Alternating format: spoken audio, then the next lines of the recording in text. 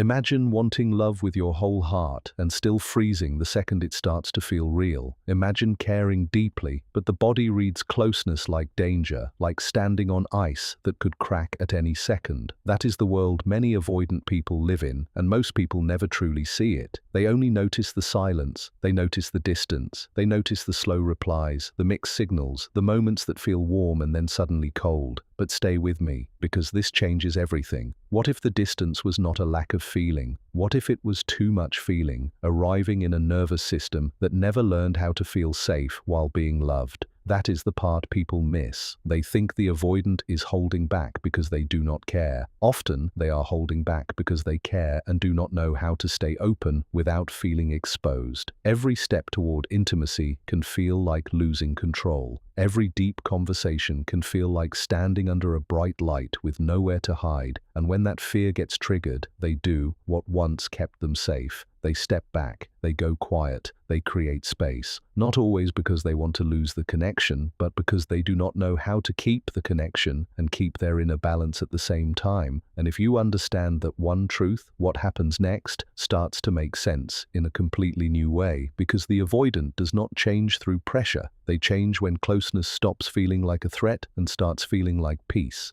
Most people talk about avoidant behavior by listing what is missing. They do not text first enough. They do not open up fast enough. They do not say what they feel in the expected way. They do not move closer when someone is clearly asking for more. And because of that, people quickly create a harsh story in their minds. They call them cold, detached, unavailable, selfish, but the deeper truth is rarely that flat. In many cases, the avoidant is not avoiding love itself. They are avoiding the sensation of vulnerability without safety. They are avoiding emotional exposure that feels too sudden, too intense, too uncontrolled. To them, closeness can stir up old memories in the body long before the mind explains anything. Their system may remember pressure, criticism, shame, emotional unpredictability, or the feeling that love always came with a cost. So when intimacy begins to grow, their first reaction may not be joy, it may be tension, it may be alarm, it may be the need to breathe. This is where so many relationships get lost. One person moves closer to create connection, and the other moves back to create safety. Then both people misunderstand each other. One feels rejected, the other feels crowded. One pushes harder for clarity, the other pulls away harder for relief.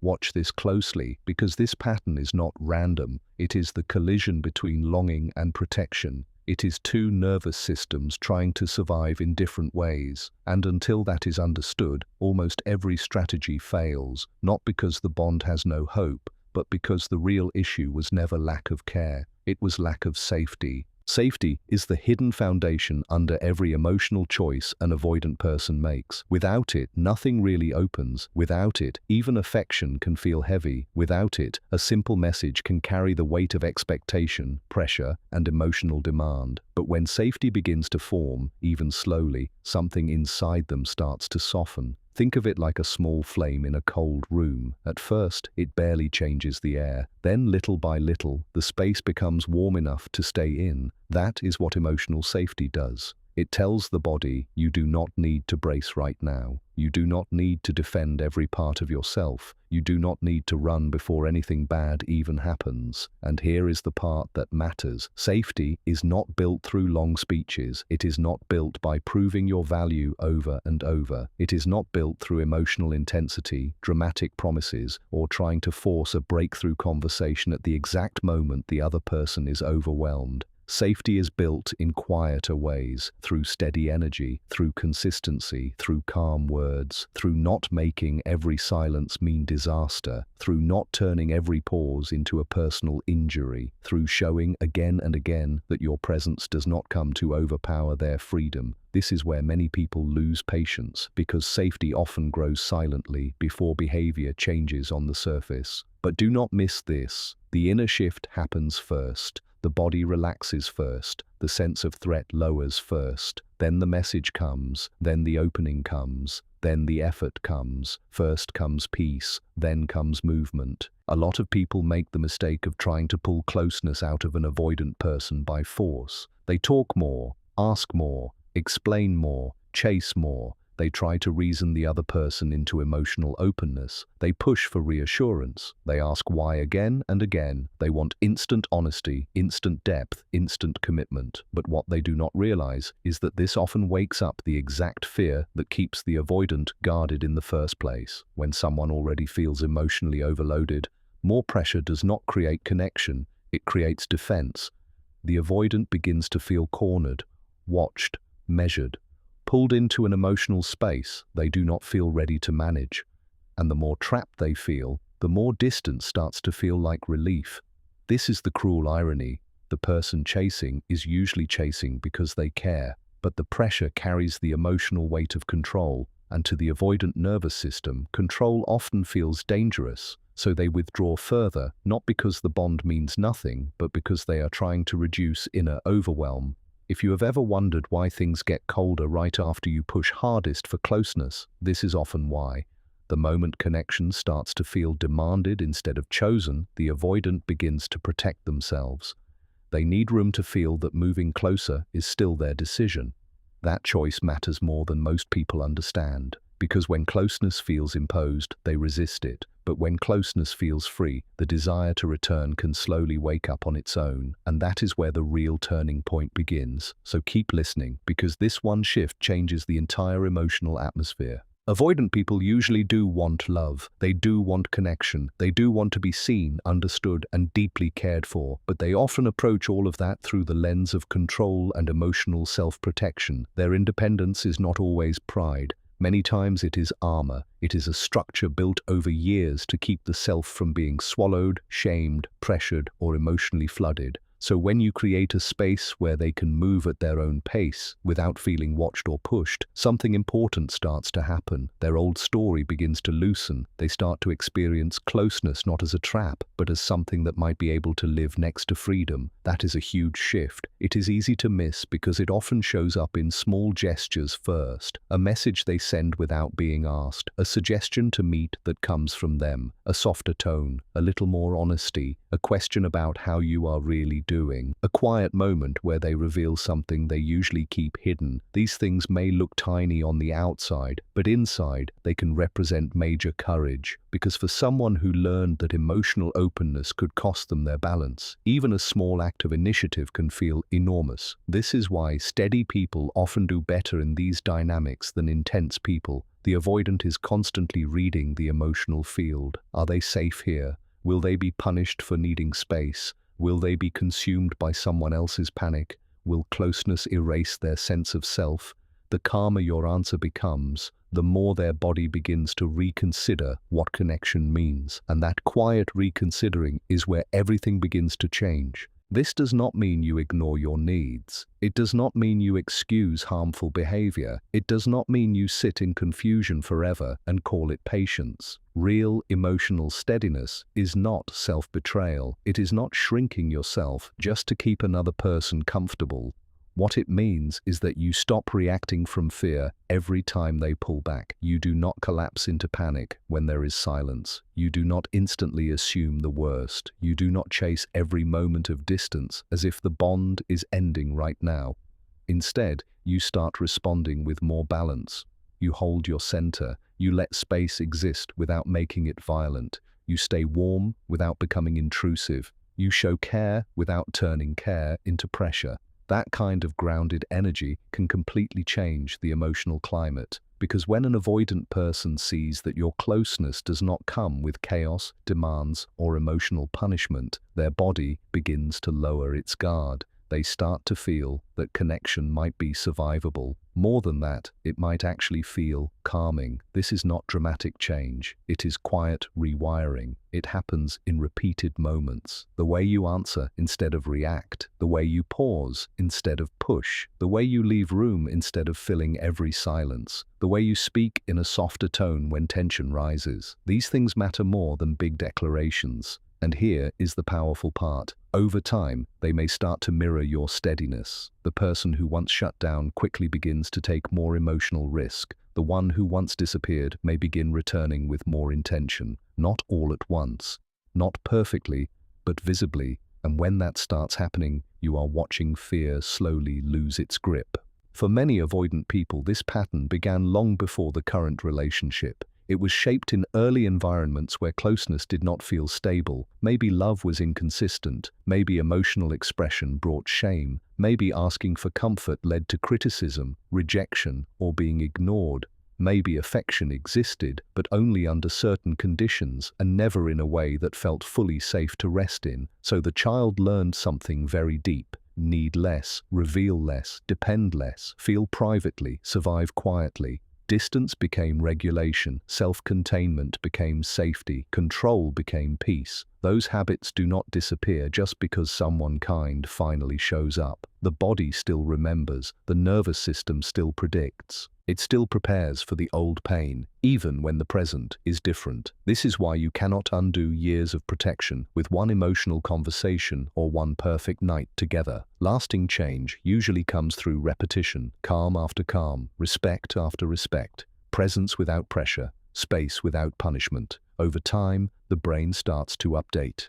It begins to notice that closeness is not always followed by overwhelm, that silence does not always lead to abandonment, that honesty does not always end in shame. That space can exist without the whole bond collapsing. This is how the old pattern starts to weaken. The avoidant does not suddenly become a different person overnight. Instead, their body slowly learns a new association. Connection can feel grounded, love can have breathing room, intimacy can exist without losing the self. And once that lesson begins to settle, the motivation to reach out changes too. They stop moving only from defense. They begin moving from genuine desire, and that is when their effort becomes more real, more voluntary, and much more meaningful. Before expecting an avoidant person to move toward you, there is one question that matters more than almost anything else. Does their nervous system actually feel safe with you? Not just logically, not just because you have good intentions, not just because you say all the right things, but deep in the body, deep in the emotional rhythm between you. Does closeness feel calm or does it feel costly? This is where so many people get stuck. They think if they explain enough, love enough, prove enough, and wait enough, the other person will finally open. But if the emotional tone still feels sharp, urgent, unpredictable, or loaded with pressure, the door usually stays half closed. Avoidant people do not respond well to force. They respond to peace. They respond to an atmosphere that does not punish space and does not confuse calm with lack of care. When peace becomes the tone of the connection, movement often begins in ways that feel surprisingly natural. What once looked impossible starts happening in small, real ways. A softer return, more contact, more consistency, more willingness to stay present during deeper moments. Not because someone was pushed into it, but because the emotional environment stopped feeling dangerous. This also means you have to stop reading every step back as proof that the connection is fake. Sometimes the step back is regulation, not rejection. Sometimes space is not a message of indifference. Sometimes it is simply a reset.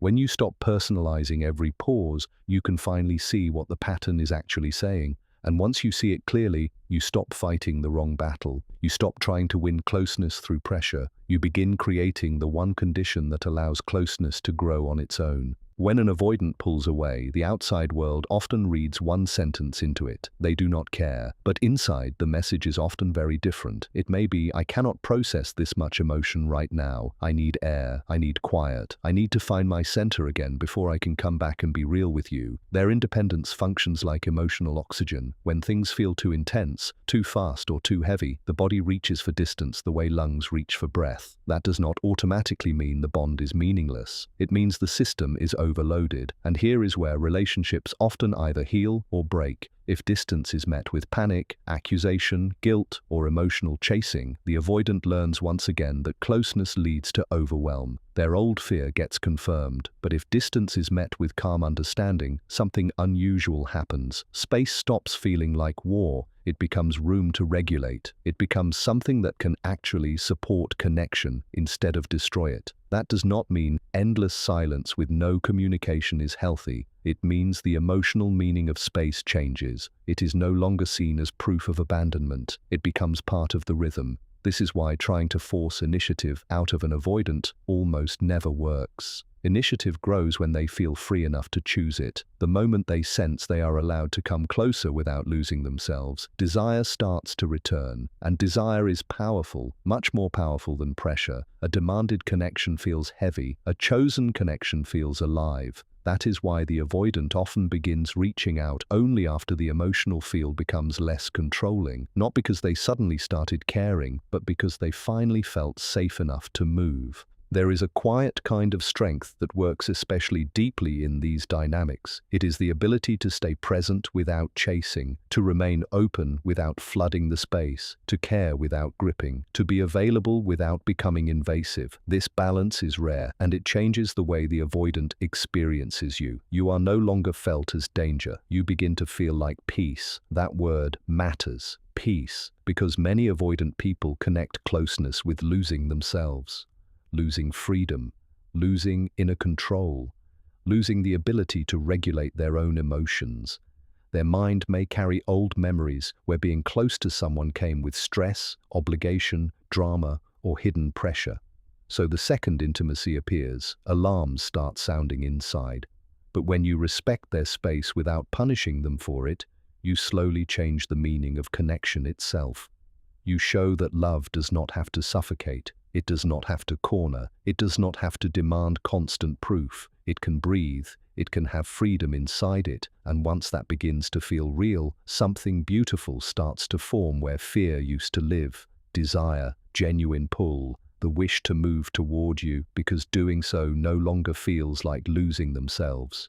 You might see this in very ordinary moments that actually carry great emotional weight. They text first, they ask about your day, they remember something small you said, they linger a little longer, they tell you something personal without being dragged into it. Those gestures matter a lot. They show that the nervous system is beginning to link you with safety instead of pressure. And once that link gets stronger, the connection stops feeling like an emotional task. It starts feeling like a place they might actually want to return to. Distance, for the avoidant, is often not rebellion. It is regulation. It is not always a refusal of love. Very often, it is an attempt to feel stable again. The goal, then, is not to erase their need for space completely. The goal is to change what that space means inside the relationship. If every moment of distance turns into fear, blame, or pursuit, then space becomes a battlefield. But if space is met with steadiness, it can become reflection. It can become the place where they think, settle,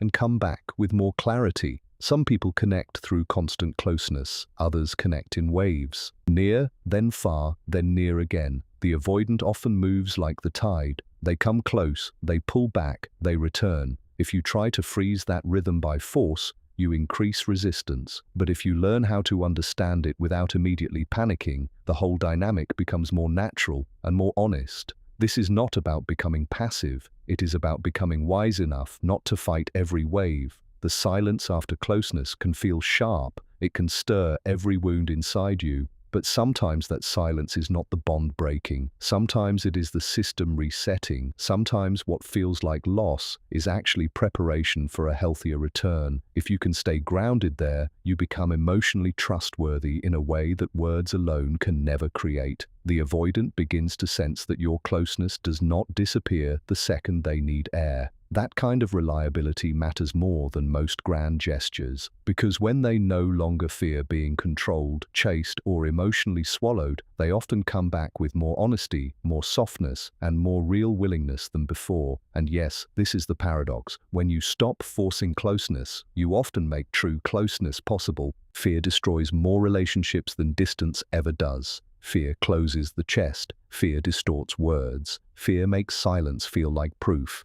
Fear turns pauses into stories, and stories into pain. Two people can sit in the same room and still feel miles apart when fear takes over the emotional space between them. And with avoidant dynamics, fear often shows up on both sides. One person fears being abandoned, the other fears being overwhelmed. One chases to feel secure, the other retreats to feel safe. Both are trying to protect themselves, but the protection collides and creates more hurt. This is why emotional neutrality becomes so powerful. And no, neutrality is not coldness. It is not pretending not to care. It is not becoming distant just to seem mysterious. Real neutrality is steadiness. It is emotional balance. It is the ability to stay grounded in yourself even when the moment feels charged. For an avoidant person, this kind of energy feels deeply calming. They are often highly sensitive to emotional intensity. They notice shifts in tone, facial expression, pacing, urgency, and tension much faster than many people realize. Their nervous system has been trained to scan for pressure, so even small emotional spikes can make them brace for conflict or overload. This is why repeated questions, raised voices, sudden ultimatums, and urgent demands for answers often push them further away. Neutrality sends a different signal. It says, I am not here to invade your peace. I am not here to force your feelings out of you. I can stay present without making this unsafe. That message is stronger than any speech, and over time, it lands where logic cannot. It reaches the body, it lowers defense, it makes room for trust to grow in silence before it ever speaks out loud. When you respond to withdrawal with calm instead of panic, you create something powerful called